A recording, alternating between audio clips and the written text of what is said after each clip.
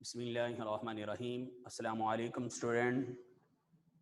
Class 7 اسلامیات کا teacher حافظ نوید۔ اور میرے بچوں، آج ہمارا لیکچر نمبر 29 ہے، اور سب سے پہلے آج 14 اگست کے بعد میرا پہلا لیکچر ہے آج۔ اور میرے بچوں، آپ سب کو سب سے پہلے میں آزادی مبارک دیتا ہوں کہ اللہ تبارک و تعالیٰ کے فضل و کرم سے 14 اگست 1947 کو پاکستان مارز وجود میں آیا۔ آپ سب کو پاکستان کی آزادی مبارک ہو۔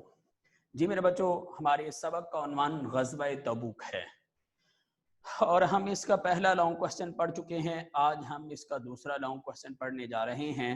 غزوہ تبوک کے موقع پر صحابہ کرام نے کس طرح مالی مدد کی؟ یہ کوسچن نمبر 2 ہے۔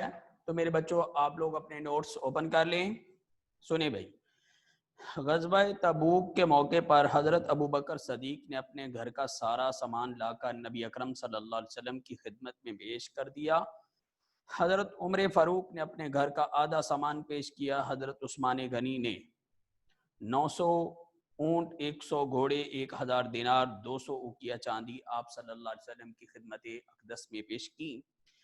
دیگر صحابہ کرام نے بھی اپنی اپنی استطاعت سے بڑھ کر جہاد کی تیاری میں حصہ لیا۔ بعض صحابہ کرام اس قدر بے سر و سامان تھے کہ وہ جہاد کی تیاری میں حصہ نہ لے سکے، تو انہوں نے اپنی جانیں بارگاہ رسالت میں پیش کرتے ہوئے عرض کیا کہ انہیں بھی جہاد فی سبیل اللہ میں ساتھ لے جایا جائے۔ جی آگے کوسچن نمبر 3 ہے، مدینہ منورہ سے تبوک تک کا سفر کیسا تھا؟ جی میرے بچوں، مدینہ سے تبوک تک کا سفر بہت طویل تھا، لمبا تھا۔ مسلمان مجاہدین کے پاس سواریوں کی کمی تھی، جس کی وجہ سے صحابہ کرام باری باری سواری کرتے تھے۔ 18 آدمیوں کے لیے ایک اونٹ تھا۔ مسلمانوں نے 805 کلومیٹر کا یہ فاصلہ انتہائی صبر و استقامت، حوصلے اور جواں مردی سے طے کیا۔ سفر کی تمام تر تکالیف کو عزم اور ہمت سے برداشت کیا۔